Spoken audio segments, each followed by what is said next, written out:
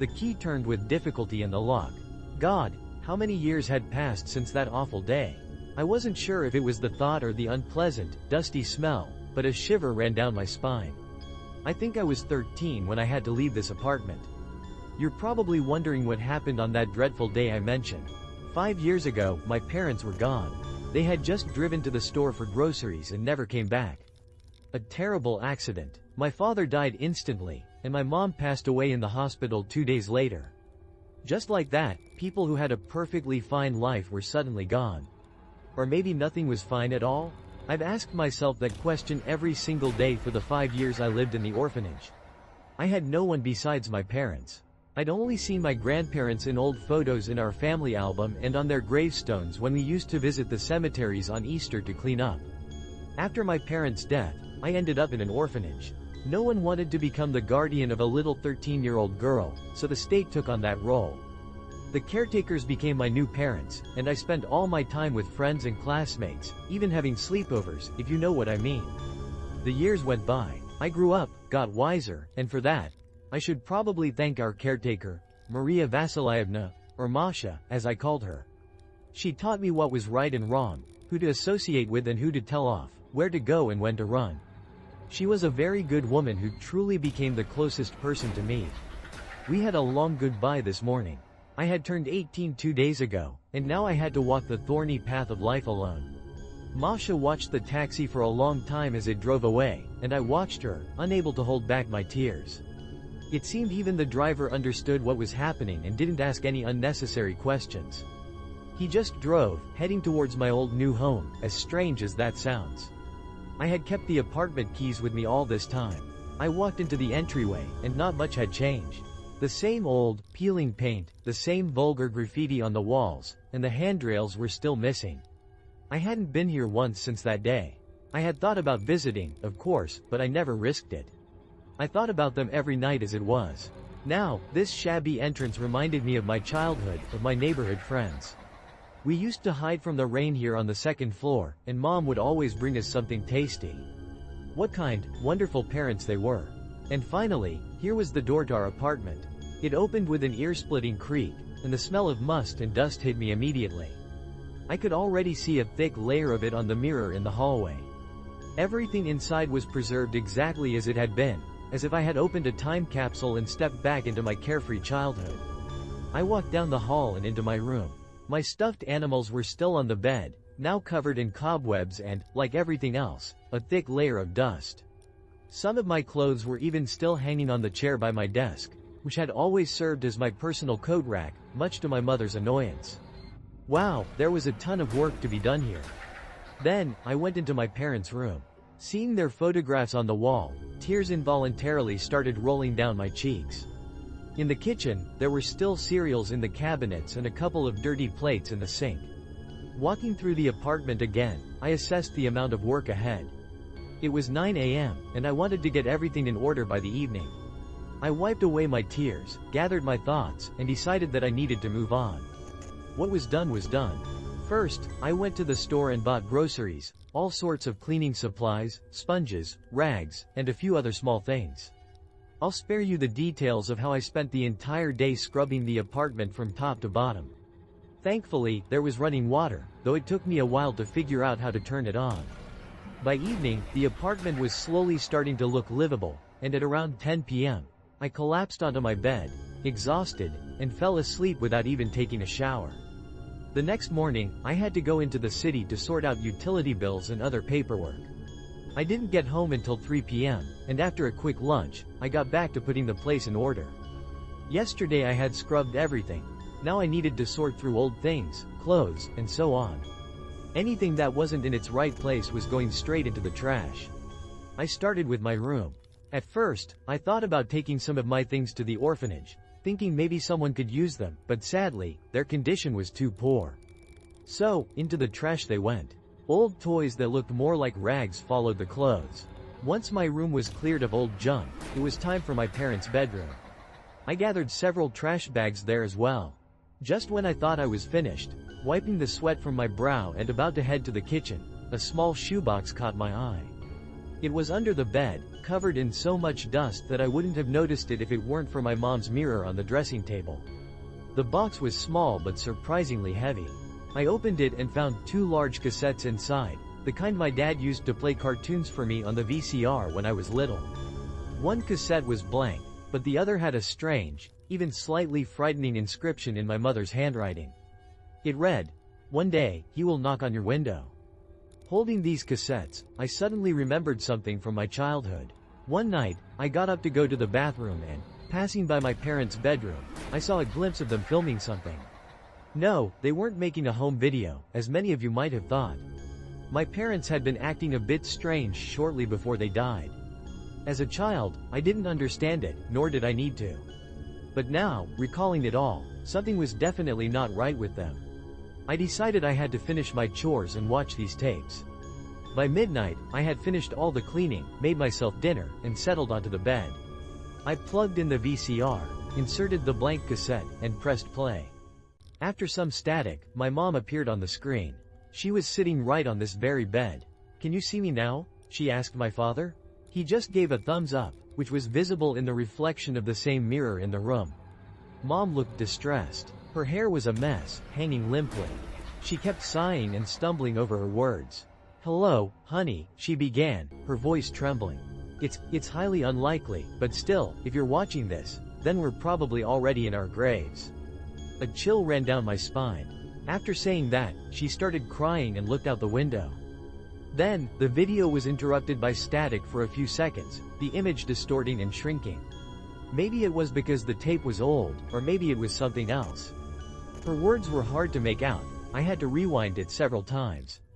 The only things I could clearly understand were that they loved me very much and always would, and something like, "Don't let him manipulate you," and, "You mustn't look somewhere."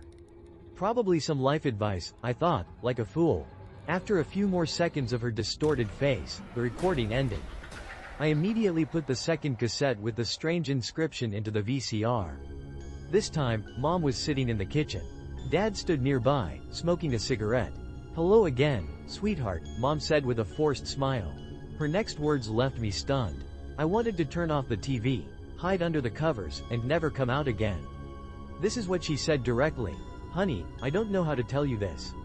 Mom was crying, and Dad was already lighting a second cigarette. "We're probably going to die soon.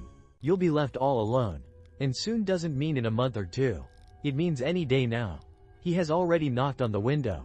The static returned. A few seconds later, my mom was crying again, and my dad was hugging her, trying to calm her down. "Is he watching?" she asked him. "Probably," he replied, and then I saw it. A face outside the kitchen window. It sent a jolt through me. It appeared and vanished in an instant, as if it were peeking at my parents. I can't say I got a good look at it, given the poor quality of video cameras from that era, but the face was definitely there. I rewound the tape to make sure. I felt a deep sense of unease. I wanted to turn off the TV and forget what I saw like a bad dream, but I kept watching as if hypnotized. Through the now annoying static, my mother's face appeared again. "One day, he will knock on your window. It will happen sooner or later. Maybe when you're an old woman, or maybe in a year. Or maybe tomorrow. I don't know when it will happen, and I don't know what to do about it, but it will happen." She looked like a mad woman who had escaped from a psychiatric hospital. They were clearly filming this at night while I was sound asleep. The strangest part was that during the day, they acted almost normal, a little odd perhaps, but they didn't raise any suspicions. "He will try to manipulate you, do you hear me, daughter? He will definitely try. He looks almost human. You might not even notice him. But listen carefully. If he knocks on the window, which I hope doesn't happen, run. Drop everything you're doing, get dressed quickly, and run. Go anywhere, just get as far away from him as possible. I don't know if it will help. We tried. It didn't help us. Remember when we moved? It wasn't because I was having problems at work. No, that delayed him for a few years, but he came back, and it got even worse." She said all this while crying non-stop. "Run, you hear me? As soon as you hear a knock on the window, don't ask questions. And who would you ask anyway, if not yourself? We're already dead, and you won't find any answers. We didn't. This curse has been haunting our family for a very long time, and no one, not my mother, my grandmother, or my great-grandmother, knows where it came from or how to get rid of it. Everyone dies an unnatural death. But I'm sure you're a smart girl. You've grown up. You'll do the right thing. More static. Then, Mom grabbed a knife from the rack as if resisting some invisible force and brought it to her throat. I heard my father's voice, more static, and then a black screen. I sat frozen like a statue on the sofa, covered in wave after wave of goosebumps. In the dead silence of the apartment, the only sound was my own heart, which felt like it was about to burst from my chest. I stayed like that for about 15 minutes before I found the strength to get up and wash my face, to try and pull myself together. That same night, I searched through all the local news archives from 5 years ago. I needed to know the details of the car accident that killed my parents. After several hours of searching in a pack of cigarettes, I finally found photos of my dad's car and comments from the police and witnesses. As they say, the internet never forgets. The report stated that a black Vaz 2109 swerved into the oncoming lane at high speed, causing a traffic accident that resulted in the deaths of 4 people. That was enough for me to understand that something sinister had really been happening. I remembered from childhood that my dad never sped, let alone broke traffic laws. He always let pedestrians cross, always yielded, and drove as carefully as possible. This was not like him. Horrible thoughts began to creep into my head. I put the cassettes back in the box and tucked them away in the storage closet. I could have dismissed it all as the ravings of a madwoman, but that face in the window, it was really there. I didn't imagine it. For the next few days, I felt awful. I barely left the apartment, only going to the store so I wouldn't starve. It took some time for me to switch gears. I visited the orphanage to see Aunt Masha. It turned out she was probably the only person who genuinely cared about me and always supported me. I don't know why I hadn't done it sooner. "Hello, my dear." The moment she saw me, she ran out from behind the gate and gave me a tight hug, seeming to sense that something was wrong. "Hi, Masha," I sighed. "What happened? You look terrible. I don't even know how to explain it without you thinking I should be sent to a mental hospital," I said with a weak smile. "Are you crazy? Tell me what's wrong. I'm on my smoke break." "Let's go get some coffee," she said. There was a small coffee shop near the orphanage, so we went there.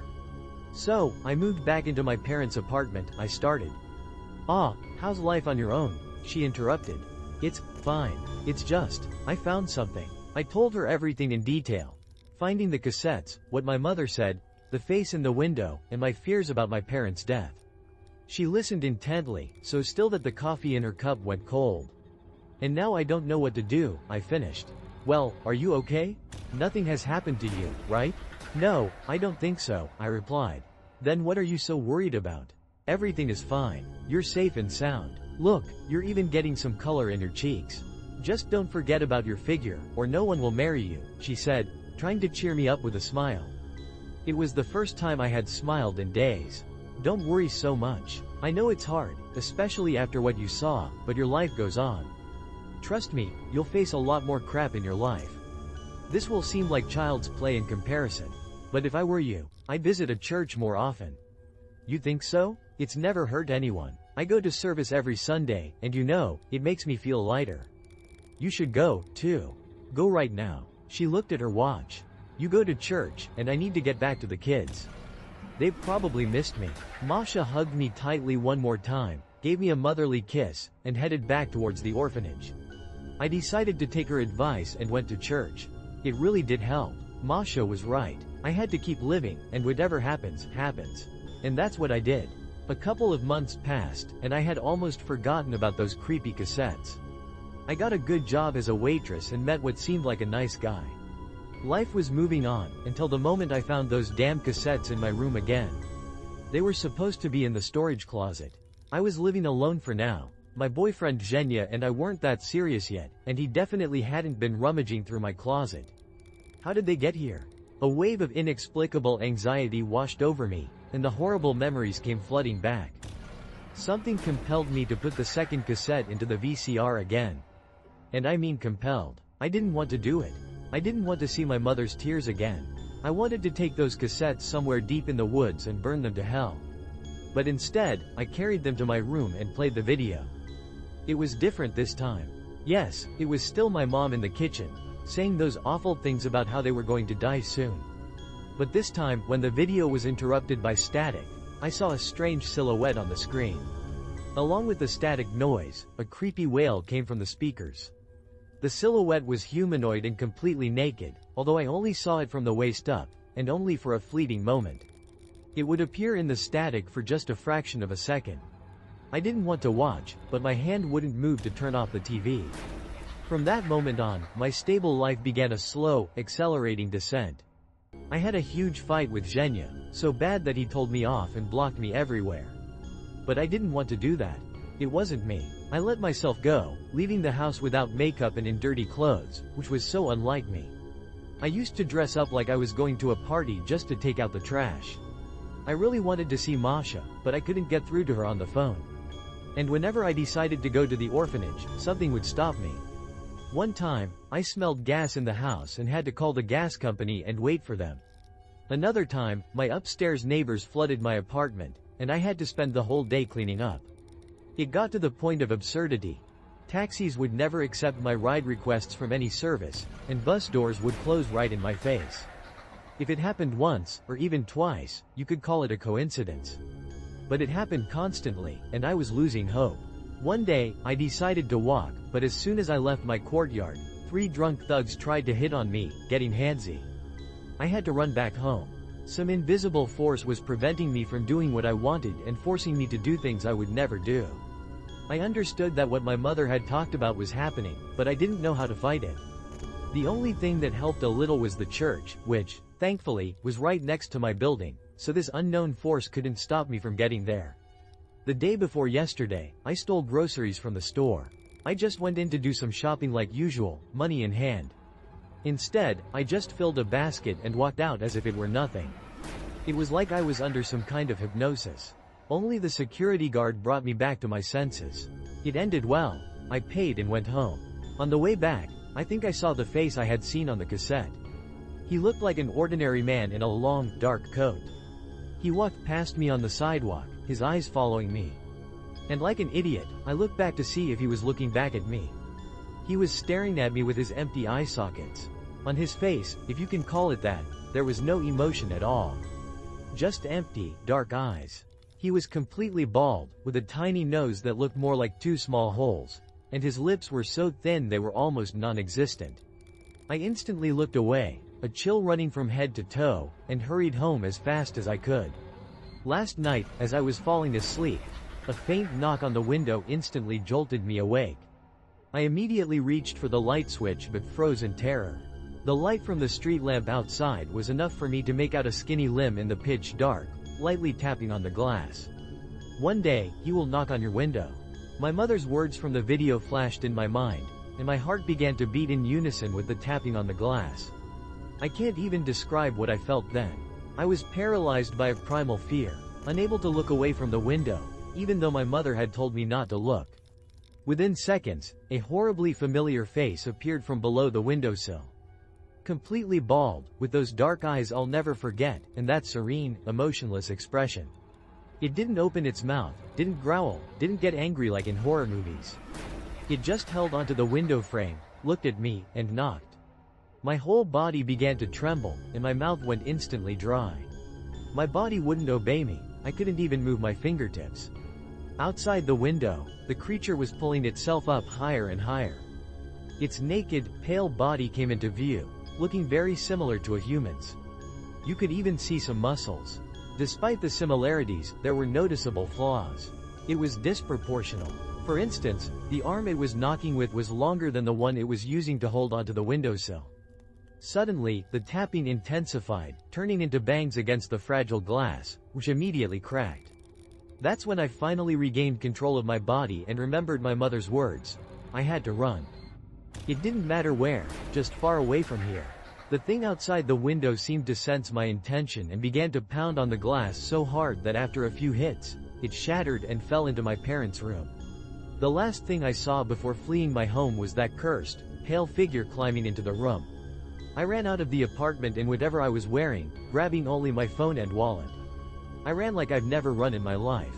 The first place that came to mind was the church. That was where I had felt safe all this time. The only problem was, I allowed myself to look back a few times. It was chasing me. It ran almost as fast as I did, and my only advantage was my head start. It ran awkwardly, dragging one of its long limbs on the ground. And that's when I heard its familiar wail again. A high-pitched, drawn-out cry like a child's, so unsettling it made me want to throw myself in front of a car. And I almost did. Without taking my eyes off the creature, I nearly ran into the path of a car while crossing the road. The driver, who had good reflexes, got out of his car and started yelling at me. But the creature didn't pay any attention to him. It just stayed on the other side of the road. What was most interesting was that the people around, and there were quite a few of them, seemed not to see it.